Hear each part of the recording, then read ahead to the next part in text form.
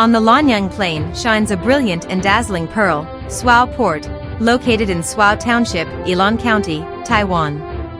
It is a natural and excellent harbor surrounded on three sides by Baifongo, Suao, and Nanfango. With a water area of 278.55 hectares, a land area of 127.08 hectares, and 13 wharfs, Suao Port was listed as one of Taiwan's 10 major construction projects in 1973. It stands as an engineering marvel achieved through the wisdom and sweat of those who built it, involving the moving of mountains and filling of seas. Moreover, it has spurred the economic prosperity of the Lanyang region.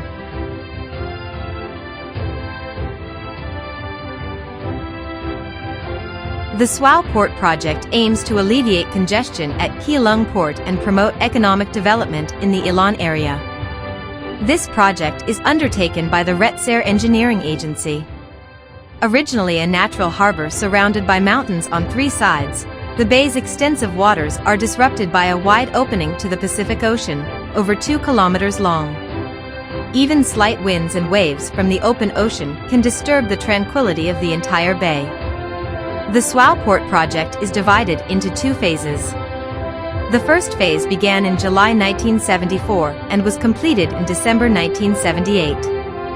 The construction included 2 inner and outer breakwaters, totaling 1,385 meters in length, 2 wave breakers, totaling 990 meters, and 3 breakwaters for the fishing harbor, totaling 178 meters. Additionally, there were deep and shallow water wharfs totaling 3,967 meters, and 5.42 million cubic meters of wharf filling. Other facilities included harbor area roads, highway tunnels, road bridges, administrative buildings, and transit sheds. All RSEA employees feel honored and proud that the government entrusted such a monumental national project to the RSEA. They are determined to contribute their utmost efforts to its completion.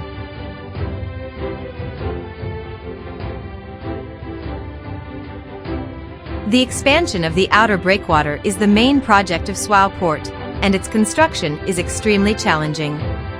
Excavating mountains, moving earth, constructing access roads, and building elevated construction bridges are all just preparatory work before construction begins. The foundations of the breakwater are all made of rubble mound structures, with tens of thousands of stones ranging from half a ton to 5 tons in weight, all carefully selected for their hardness and compliance with port construction standards. Utilizing floating docks to manufacture giant caissons is an innovative solution by Suao Port to address the lack of construction space, representing a bold attempt domestically. Each floating dock has a load capacity of 5,000 tons and can simultaneously produce 2 giant caissons. With a total of 75 giant caissons needed, employing traditional construction methods would require 8 months to complete each caisson. Therefore, project engineers decided to use slip forming, allowing them to complete 1 caisson in just 2 months. The advantage of using slip forming is that it allows for the reinforcement of steel bars and the lifting of the formwork to be carried out simultaneously with the pouring of concrete. This enables the construction progress of the caissons to increase by over 2 meters every day. Initially, the formwork was lifted manually, but soon after research and improvements, a central control system hydraulic operation was adopted entirely. This significantly advanced the progress of caisson construction. By the time the caisson reached a height of 6 meters inside the dock, the load capacity of the floating dock had already been saturated. After curing, the caisson could then be launched into the water. During the launching process, the floating dock is gradually lowered. Only when the caisson floats up can they be individually towed out, pushed to the edge of the pier, secured with cables, and then further raised until reaching the designed height. Due to the particularly rough waves at Suao Port, the caissons required are also exceptionally large. Each caisson measures 25 meters in length and width, with heights ranging from 15 to 23 meters. Their empty weights vary between approximately 4,000 to 6,000 tons. Once the caissons are raised to the designated height and have undergone curing, the slip forms can be removed. Because the construction of caissons is influenced by weather conditions, they must be completed in advance and stored in sufficient quantities to facilitate launching.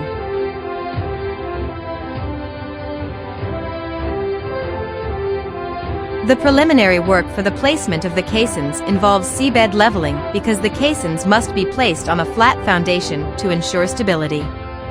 However, the seabed is typically uneven, and any protruding rocks must be blasted away. The foundation of the caissons is crucial. If the seabed is too high, it needs to be blasted away, whereas if it is too deep or slanted, it must be filled with stones until reaching the designed height. Initially, side stone dumping vessels were used for this task, but later split hoppers were employed to accurately deposit stones precisely where the caissons were planned to be placed. Once the stone dumping is completed, rough leveling is done using a grading vessel, followed by fine leveling by divers underwater. They first lay down ropes to mark the design height and then manually move stones to level the foundation. Working underwater at depths of over 20 meters is extremely arduous and dangerous for divers. They must completely level nearly 1,000 square meters of seabed before the caissons can be placed.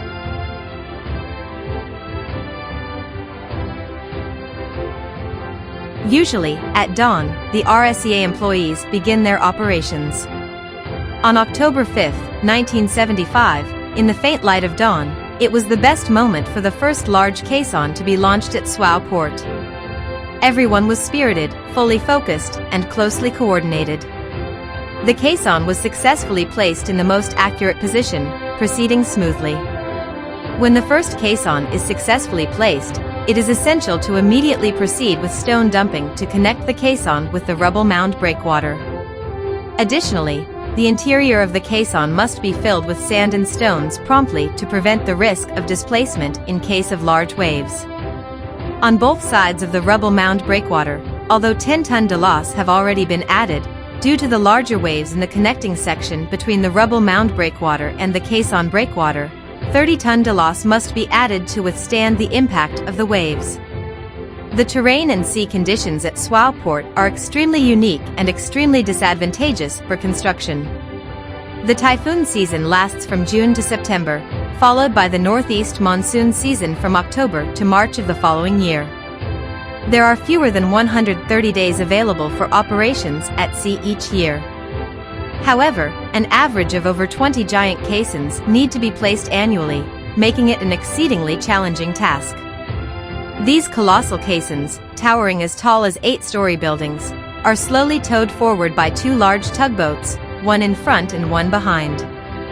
It takes approximately 1 hour to tow them about 3 kilometers to their designated placement position. When the caisson reaches the designated placement position, the first step is to release the cables at the 4 corners of the caisson, securing them to buoys located outside the corners. This roughly fixes the position of the caisson. Then, divers descend underwater to open the safety covers of the water gates. Afterward, from the top of the caisson, the water gates are turned to begin filling the caisson with water, causing it to gradually sink. At this point, the large tugboats that were initially pushing the caisson from behind reverse their direction to pull it instead. The 2 tugboats move forward and backward alternately to adjust the position of the caisson. Due to the influence of open ocean waves, the seabed at Swao Port often experiences turbulent undercurrents, making it extremely challenging to quickly secure the caisson in the correct position. Therefore, besides using tugboats to adjust the position, preset steel cables are also utilized from shore to pull the caisson as close as possible to the already placed caissons. As the caisson nears the seabed, rope pulleys are then used for the final fine-tuning adjustments. The atmosphere among the workers is extremely tense, and it is only when the caisson is finally positioned correctly that everyone can breathe a sigh of relief. To ensure the permanent stability of the caisson, 30-ton concrete protective base blocks are suspended on its outer side. Additionally, 10-ton truncated shake blocks are suspended outside the protective base blocks. The purpose of these blocks is to safeguard the caisson's foundation from erosion by ocean currents. For the sake of national development and the honor of their team, RSEA employees often work tirelessly day and night, regardless of weather conditions. They actively push forward with the progress of the project. Despite facing countless threats from storms and waves during their work, when they saw the fruits of their labor created with their own hands, standing strong amidst the fierce winds and waves, they appeared incredibly resilient. They felt deeply comforted and excited in their hearts.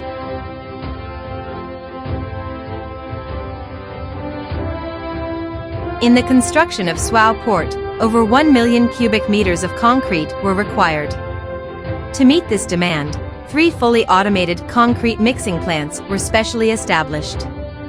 These plants could produce 1,000 cubic meters of concrete per day, ensuring a continuous and sufficient supply for the construction site. The produced concrete by the RSEA underwent regular sampling inspections to ensure full compliance with port construction standards. To withstand the impact of ocean waves, over 10,000 concrete blocks of various types were produced. These included hollow triangular blocks weighing 10 tons, delos weighing 10 and 30 tons, tetrapods weighing 25 and 40 tons, as well as ta-in blocks weighing 50 tons. A total of over 6,000 tetrapods were placed for the 2 wave breakers. The wave breakers constructed with these tetrapods has permeability, meaning that during wave impacts, most of the waves are absorbed by the gaps between the tetrapods. As a result, the waves within the breakwater are significantly reduced. As for the triple box-shaped caissons at the heads of the wave breakers, they are a special type of caisson within the breakwater system. Besides being labor-intensive and time-consuming to construct due to their narrowed cross-section, the greatest difficulty lies in their placement. As the caissons gradually sink and the seawater reaches shoulder level, one side will inevitably begin to fill with water first. If not properly controlled, this can lead to an imbalance in the caisson, posing a significant danger. All 4 triple box-shaped caissons have been fully placed and backfilled, with topping completed. On their seaward shoulders, 50-ton reinforced concrete ta-in blocks are also suspended. Because the heads of the wave breakers face directly towards the harbor, in the event of typhoon surges, the ta-in blocks not only serve as wave attenuators but also function to prevent wave reflection.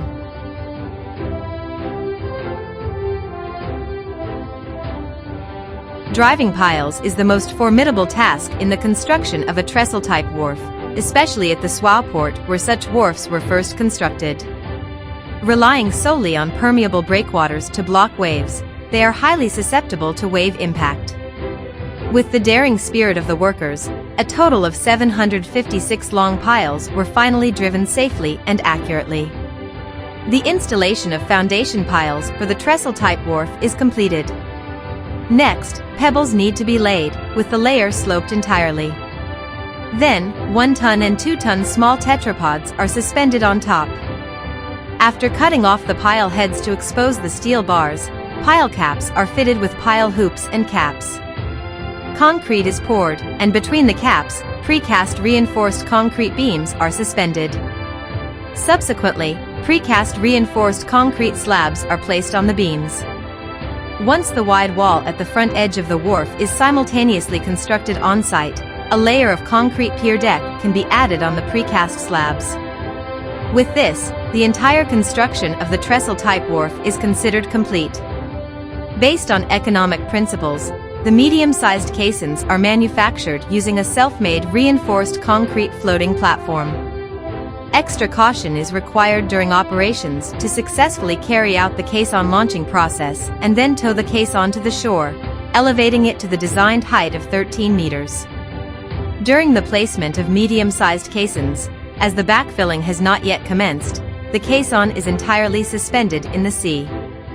Therefore, controlling its placement is particularly challenging, with a maximum allowable deviation of only 30 centimeters within the permitted range.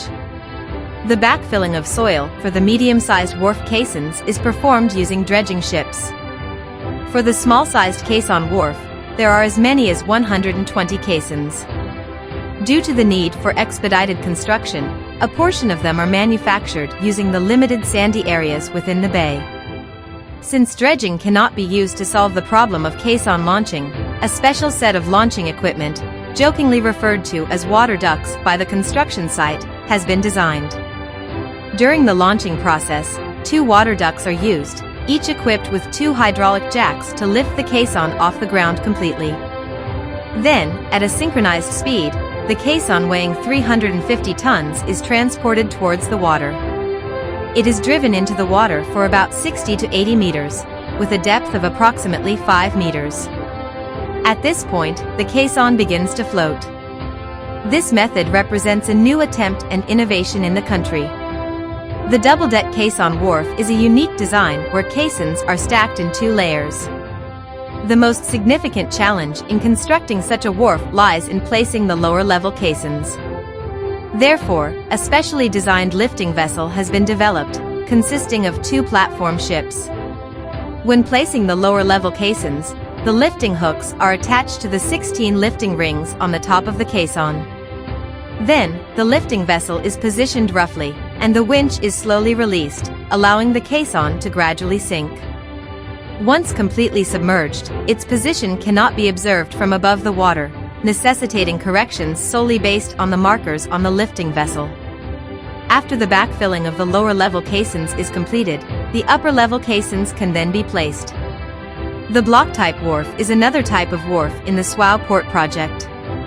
It is constructed by stacking layers of concrete blocks, each weighing over 30 tons. The tallest structure can have up to 5 layers. This type of project is most demanding for the divers, as they must enter the water for each block's lifting, assisting in adjusting its position. The Swao River diversion embankment is composed of large rocks and 10-ton hollow triangular blocks. Its purpose is to divert the sediment in the river to prevent the harbor basin from silting up. The Lanyang Tunnel is the main transportation passage connecting the harbor area to the outside. This tunnel spans a total length of 910 meters, making it the largest and longest tunnel on the roads in Taiwan at the time. Due to its particularly poor geological conditions, the excavation work was extremely challenging. Filling in reclaimed land is another feature of the Swao Port project, requiring a total of 82 hectares of new land. Located at Pao Tai Shan on the edge of Swao Bay, it is the most economically viable site for obtaining fill material. The challenge lies in transportation, as the existing roads are too narrow and traffic is already congested. Adding 2,000 truckloads of fill material per day would inevitably lead to road blockages and impassable conditions. Therefore, the RSEA independently designed a long-distance, large-scale conveyor belt to directly transport the soil to the seaside. However, Pao Tai Shan has steep slopes and crosses 2 major roads, requiring meticulous planning and effort to overcome these challenges. The soil from Pao Tai Shan is transported to the seaside and then distributed to various wharfs by large dump trucks according to the progress of each wharf. A total of over 4 million cubic meters of soil is needed for this monumental task, truly resembling a feat of moving mountains and filling seas. Pao Tai Shan is meticulously leveled inch by inch, while the new reclaimed land gradually extends into the sea.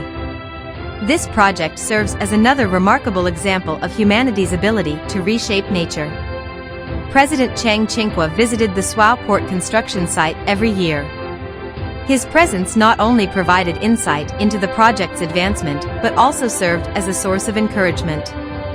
The RSEA engineers expressed their admiration for him by demonstrating their dedication and diligence in their work. The Lanyang Tunnel was personally named by President Chiang, and Vice President She Dongmin was later invited to inscribe it. The entire team of RSEA employees felt greatly encouraged.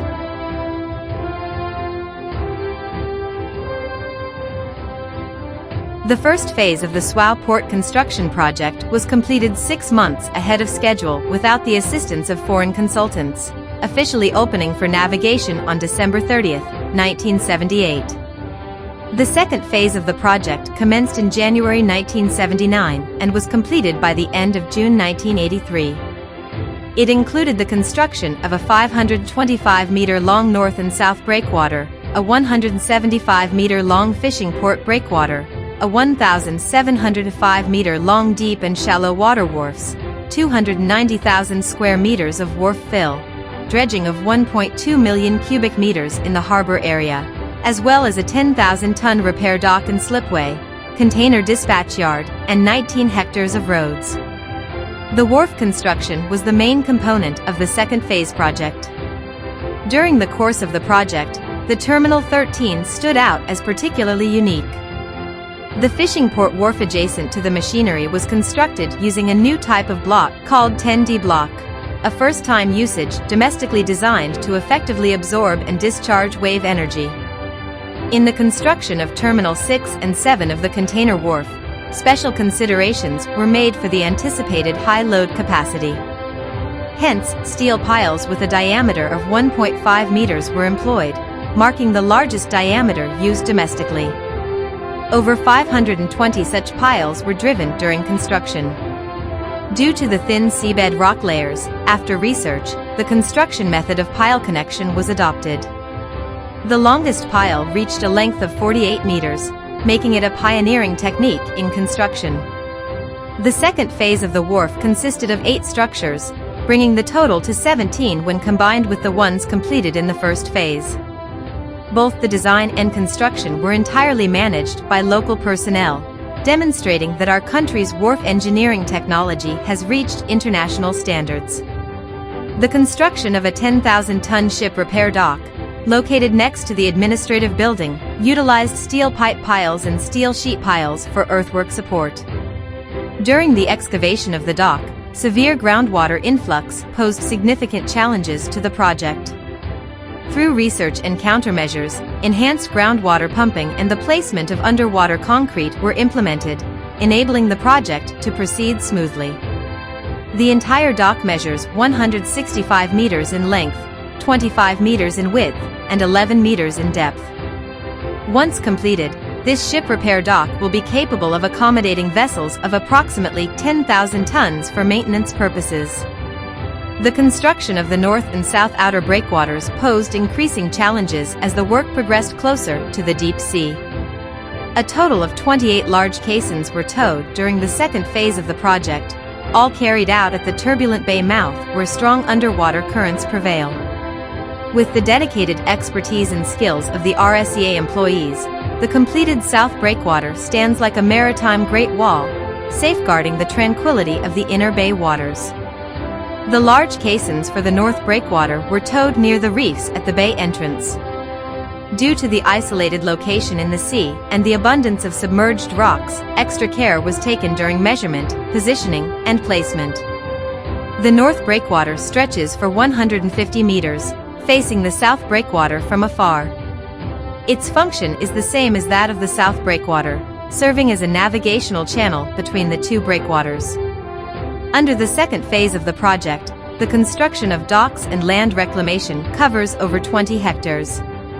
Excavation of hard reef rocks using grabs amounted to a challenging 1.2 million cubic meters, reflecting the considerable difficulty involved.